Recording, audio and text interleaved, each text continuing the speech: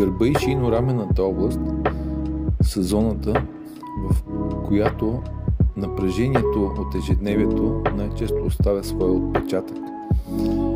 Там лека по лека ние стягаме на подсъзнателно ниво мускулатурата, което води до намалено кръвообращение и намалян лимфоток в областта. Това може да води до главоболия, може да води до недобро усещане на тялото като цяло и отпадналост.